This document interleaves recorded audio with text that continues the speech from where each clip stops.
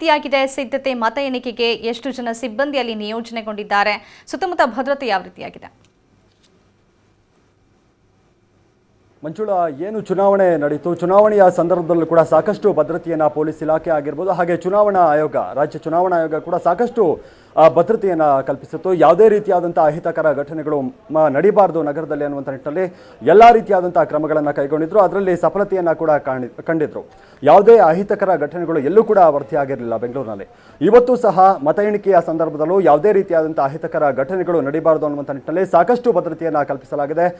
ಸಾಕಷ್ಟು ಜನ ಪೊಲೀಸರು ಕೂಡ ಭದ್ರತೆಗೆ ನಿಯೋಜನೆಗೊಂಡಿರುವಂಥದ್ದು, ಹಾಗೆ ಹೋಮ್ ಗಾರ್ಡ್ಸ್ಗಳು ಕೂಡ ಭದ್ರತೆಯಲ್ಲಿ ತೊಡಕೊಂಡಿದ್ದಾರೆ. ಹಾಗೆ ಇನ್ನೇನು 8 ಗಂಟೆಗೆ ಶುರುವಾಗುತ್ತೆ. 27 ಕೇಂದ್ರಗಳಲ್ಲಿ 197 ವಾರ್ಡ್ಗಳ ಏನು ಮತ ಎಣಿಕೆ ಕಾರ್ಯ ನಡೆಯುವಂಥದ್ದು. ಮೊದಲಿಗೆ 1 ವಾರ್ಡ್ ಮತ ಎಣಿಕೆ ನಡೆಯುತ್ತೆ. ಮೊದಲನೇದಾಗಿ ಆ ವಾರ್ಡ್ನ ಎಲ್ಲ ಮತ ಎಣಿಕೆ ಸಂಪೂರ್ಣವಾಗಿ ಮುಕ್ತಾಯವಾದಂಥ ನಂತರವೇ 2ನೇ ವಾರ್ಡ್ ಮತ ಎಣಿಕೆ ತೆಗೆದುಕೊಳ್ಳುವಂಥದ್ದು. ಇಲ್ಲಿ ಶಿವಾಜಿನಗರದಲ್ಲಿ ಒಟ್ಟು 7 ವಾರ್ಡ್ಗಳಿರುವಂಥದ್ದು. 7 ವಾರ್ಡ್ಗಳಲ್ಲಿ ಮೊದಲನೇದಾಗಿ 62 ರಾಮಸ್ವಾಮಿ ಪಾಳ್ಯದ ಮತ ಎಣಿಕೆ ಕಾರ್ಯ ಮೊದಲನೇದಾಗಿ ಶುರುವಾಗುತ್ತೆ. ಮೊದಲು ಆ ವಾರ್ಡ್ನ ಮತ ಎಣಿಕೆ ಮುಗಿದಂಥ ನಂತರ ಫಲಿತಾಂಶ ಕೂಡ ಘೋಷಣೆ ಮಾಡ್ತಾರೆ. ನಂತರ ಇನ್ನೊಂದು ವಾರ್ಡ್ನ ಎಣಿಕೆಯನ್ನು ತೆಗೆದುಕೊಳ್ಳುವಂಥದ್ದು. ಒಟ್ಟು 7 ವಾರ್ಡ್ಗಳಿದ್ದಾವೆ ಶಿವಾಜಿನಗರ ವಿಧಾನಸಭಾ ಕ್ಷೇತ್ರದಲ್ಲಿ. ರಾಮಸ್ವಾಮಿ ಪಾಳ್ಯ ಕಡೆ ಬಾರಿಗೆ ಕಾಂಗ್ರೆಸ್ ಪಾಲಾಗಿತ್ತು. ಒಟ್ಟು 4 ಕ್ಷೇತ್ರಗಳನ್ನು, 4 ವಾರ್ಡ್ಗಳನ್ನು ಕಾಂಗ್ರೆಸ್ ತನ್ನದಾಗಿಸಿಕೊಂಡಿತ್ತು ಕಡೆ ಚುನಾವಣೆಯಲ್ಲಿ, ಹೋದ ಚುನಾವಣೆಯಲ್ಲಿ. ಈ ಬಾರಿ ಕೂಡ ಕಾಂಗ್ರೆಸ್ ಅದೇ ರೀತಿಯಾಗಿ ಮತ್ತೇನಾದರೂ ಏನು ಲಾಸ್ಟ್ ಕಡೆ ವಾರ್ಡ್ಗಳಲ್ಲಿ 4 ವಾರ್ಡ್ಗಳಲ್ಲಿ ಗೆಲುವನ್ನು ಸಾಧಿಸಿತ್ತು, ಆ ವಾರ್ಡ್ಗಳಲ್ಲೂ ಗೆಲುವನ್ನು ಸಾಧಿಸುತ್ತಾ ಅನ್ನುವಂಥದ್ದು. ಯಾಕಂದರೆ ಇಬ್ಬರು ಅಭ್ಯರ್ಥಿಗಳು, ಅಂದರೆ ಲಾಸ್ಟ್ ಟೈಮ್ ಏನು ಇಬ್ಬರು ಅಭ್ಯರ್ಥಿಗಳು ಕಣದಲ್ಲಿದ್ದರು, ಅದೇ ಅಭ್ಯರ್ಥಿಗಳನ್ನು ಕಾಂಗ್ರೆಸ್ ಕಣದಲ್ಲಿ ಇಳಿಸಿರುವಂಥದ್ದು. ಹಾಗೆ ಪಕ್ಷೇತರರಾಗಿ ಒಬ್ಬರು ಜಯವನ್ನು ಸಾಧಿಸಿದ್ರು ಶಿವಾಜಿನಗರ ವಾರ್ಡ್ನಲ್ಲಿ. ಅವರನ್ನು ಕಾಂಗ್ರೆಸ್ ಟಿಕೆಟ್ ಕೊಟ್ಟು, ಬಿ ಫಾರಂ ಕೊಟ್ಟು ಚುನಾವಣಾ ಕಣಕ್ಕೆ ಇಳಿಸಿತ್ತು. ಒಟ್ಟು 5 ಜನ ಏನು ಕಾಂಗ್ರೆಸ್ನ ಗೆಲ್ಲುವಂಥ ಕ್ಯಾಂಡಿಡೇಟ್ಗಳಂತಾನೆ ಹೇಳಲಾಗ್ತಾ ಇತ್ತು. ನೋಡಬೇಕು ಮಂಜುಳಾ, ಏನು ಶಿವಾಜಿನಗರ ಅಂದರೆ ಕಾಂಗ್ರೆಸ್ನ ಭದ್ರಕೋಟೆ ಅಂತಲೇ ಬಿಂಬಿತವಾಗಿರುವಂಥ ಕ್ಷೇತ್ರ. ರೋಷನ್ ಬೇಗ್ ಆಗಿರ್ಬೋದು, ಜಾಫರ್ ಶರೀಫ್ ಆಗಿರ್ಬೋದು, ಇವರಿಬ್ಬರು ಪ್ರಮುಖ ನಾಯಕರು ಶಿವಾಜಿನಗರ ರಾಜಕೀಯ ವಲಯದಲ್ಲಿ. ಅದರಿಂದಾಗಿ ಈ ಬಾರಿಯೂ ಕೂಡ ಕಾಂಗ್ರೆಸ್ ಅಧಿಕಾರದ ಚುಕ್ಕಾಣಿ ಹಿಡಿಯುತ್ತಾ ಶಿವಾಜಿನಗರದಲ್ಲಿ ಹೆಚ್ಚಿನ ಸ್ಥಾನವನ್ನು ಗೆಲ್ಲುತ್ತಾ ಅನ್ನುವಂಥದ್ದನ್ನು ಕಾದು ನೋಡಬೇಕಾಗಿದೆ. ಯಾಕಂದರೆ ಆಡಳಿತ ಪಕ್ಷ ಕೂಡ, ರಾಜ್ಯದಲ್ಲಿ ಆಡಳಿತ ಪಕ್ಷ ಕೂಡ ಕಾಂಗ್ರೆಸ್ ಇರೋದ್ರಿಂದ ಇಲ್ಲೂ ಅದರ ಹವಾ ಇರುತ್ತಾ ಅನ್ನೋದನ್ನು ಕಾದು ನೋಡಬೇಕಾಗಿದೆ. ಈಗ 8 ಗಂಟೆಗೆ ಚುನಾವಣಾ ಎಣಿಕಾ ಕಾರ್ಯ ಕೂಡ ಶುರುವಾಗುತ್ತೆ ಮಂಜುಳಾ. ಓಕೆ, ಒಟ್ಟು ಈ 7 ವಾರ್ಡ್ಗಳಲ್ಲಿ ಎಷ್ಟು ಅಭ್ಯರ್ಥಿಗಳ ಹಣೆ ಬರಹವನ್ನು ಶಿವಾಜಿನಗರ ವಿಧಾನಸಭಾ ಕ್ಷೇತ್ರದ ಜನತೆ ಬರೆದಿದ್ದಾರೆ? ಮತ್ತೊಂದು, ಈಗಾಗಲೇ ನೀವು ಹೇಳಿದ್ರಿ ಕಾಂಗ್ರೆಸ್ ಭದ್ರಕೋಟೆ ಶಿವಾಜಿನಗರ ಅಂತ. ಈ ಹಿಂದೆ ಟಿಕೆಟ್ ಹಂಚಿಕೆ ಸಂದರ್ಭದಲ್ಲಿ ಅಲ್ಪಸಂಖ್ಯಾತರಿಗೆ, ಅದರಲ್ಲೂ ಕ್ರಿಶ್ಚಿಯನ್ ಕಮ್ಯುನಿಟಿಗೆ ಟಿಕೆಟನ್ನು ಕೊಡಲಿಲ್ಲ ಅಂತ ಒಬ್ಬರು ಮಹಿಳೆ ಸೆಳೆದಿದ್ದರು. ತದನಂತರ ಅವರನ್ನು ಸಮಾಧಾನ ಪಡಿಸಲಾಯಿತು. ಇದೇನಾದರೂ ಈ ಒಂದು ಫಲಿತಾಂಶದ ಮೇಲೆ ಪ್ರತಿಕೂಲ ಪರಿಣಾಮವನ್ನು ಬೀರುವಂಥ ಸಾಧ್ಯತೆ ಏನಾದರೂ ಕಾಣಿಸ್ತಾ ಇದೆಯಾ ಮಾದೇಶ್?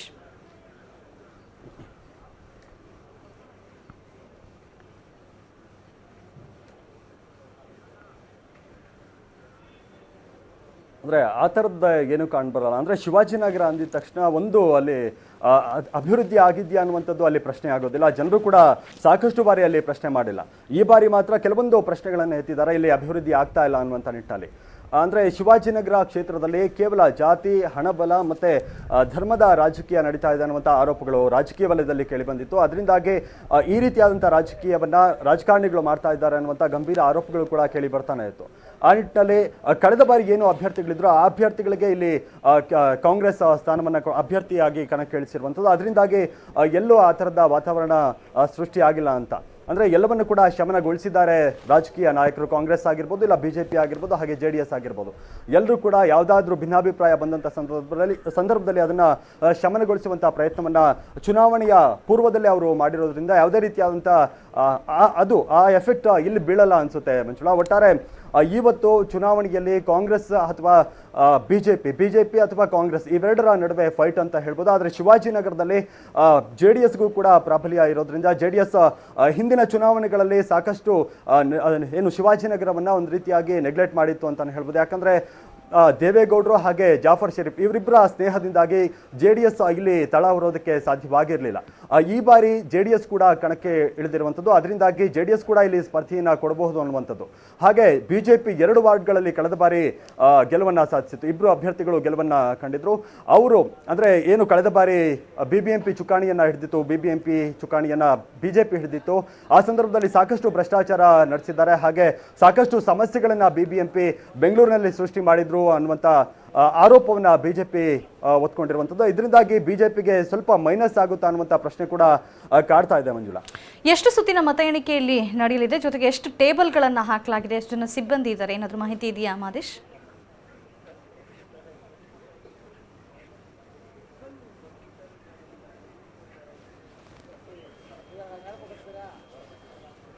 ಅಂದರೆ 3 ಸುತ್ತಲ್ಲಿ ಮತ ಎಣಿಕೆ ನಡೆಯುವಂಥದ್ದು. 14 ಟೇಬಲ್, ಪ್ರತಿ ವಾರ್ಡ್ಗೂ ಕೂಡ 14 ಟೇಬಲ್ಗಳನ್ನು ಹಾಕಲಾಗುತ್ತೆ. 304 ಚುನಾವಣಾಧಿಕಾರಿಗಳು ಹಾಗೆ 3180 ಜನ ಒಟ್ಟಾರೆ ಸಿಬ್ಬಂದಿಗಳು ಕೆಲಸವನ್ನು ಮಾಡ್ತಾರೆ. ಮೊದಲಿಗೆ ಒಂದು ವಾರ್ಡ್ನ ಮತ ಎಣಿಕೆ ನಡೆಯುತ್ತೆ.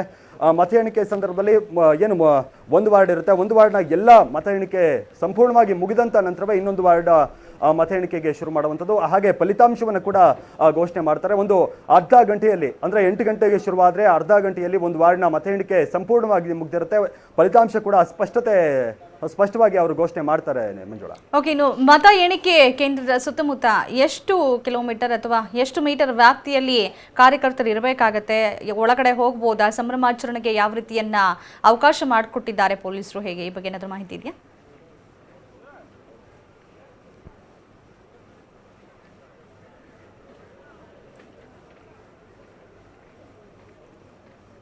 ಮಂಜುಳಾ, ಸಂಭ್ರಮಾಚರಣೆಗೆ ಅವಕಾಶವನ್ನು ಮಾಡಿಕೊಟ್ಟಿದ್ದಾರೆ. ಎಂದಿನಂತೆ 500 ಮೀಟರ್ವರೆಗೂ ಕೂಡ 500 ಮೀಟರ್ ಒಳಗಡೆ ಯಾರೇ ಕಾರ್ಯಕರ್ತರು ಬಂದರೂ ಕೂಡ ಅವರಿಗೆ ಪ್ರವೇಶ ಇರೋದಿಲ್ಲ.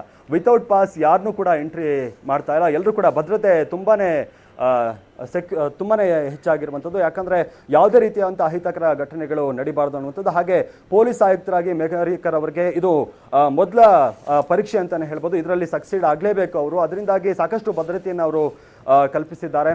500 ಮೀಟರ್ವರೆಗೂ ಕೂಡ ಯಾವುದೇ ಕಾರ್ಯಕರ್ತನಿಗೆ ಅವಕಾಶವನ್ನು ಕೊಟ್ಟಿಲ್ಲ ಒಳಗೆ ಬರೋದಕ್ಕೆ. ಏನಾದರೂ ಸಂಭ್ರಮಾಚರಣೆ ನಡೆಸುವಂಥದ್ದು ಆ ಥರದ್ದು ಏನಾದರೂ ಇದ್ದರೆ 500 ಮೀಟರ್ ಹೊರಗಡೆ ಅವರು ಸಂಭ್ರಮಾಚರಣೆಯನ್ನು ನಡೆಸಬಹುದು. ಹಾಗೆ ಸಾಕಷ್ಟು ಭದ್ರತೆಯನ್ನು ಕೂಡ ಪೊಲೀಸರು ಕಲ್ಪಿಸಿರೋದ್ರಿಂದ ಯಾವುದೇ ರೀತಿಯಾದಂಥ ಅಹಿತಕರ ಘಟನೆಗಳು ನಡೀಬಾರ್ದು ಅನ್ನುವಂಥ ನಿಟ್ಟಿನಲ್ಲಿ ಯಾರೇ ಬಂದರೂ ಕೂಡ ವಿತೌಟ್ ಪಾಸ್ ಯಾರನ್ನೂ ಕೂಡ ಅಲೋ ಮಾಡ್ತಿಲ್ಲ ಮಂಜುಳಾ. ಓಕೆ, ಈಗಾಗಲೇ ಮತದಾನದ ಸಂದರ್ಭದಲ್ಲಿ ಫಯಾಜ್ ಅನ್ನುವಂಥ ವ್ಯಕ್ತಿಯ ತಲೆ ಮೇಲೆ ಕೊಂಬೆ ಬಿದ್ದು ಆತ ಮೃತಪಟ್ಟಿದ್ರು. ಈ ಹಿನ್ನೆಲೆಯಲ್ಲಿ ಈ ಒಂದು ಕೇಂದ್ರದಲ್ಲಿ ಏನಾದರೂ ಹೆಚ್ಚಿನ ಭದ್ರತೆಯನ್ನ ಮಾಡಲಾಗಿದೆಯಾ? ಭದ್ರತೆಯ ನೇತೃತ್ವವನ್ನು ಯಾವ ಅಧಿಕಾರಿ ವಹಿಸಿಕೊಂಡಿದ್ದಾರೆ ಈ ಭಾಗದಲ್ಲಿ? ಹೇಗೆ ಮಾದೇಶ್?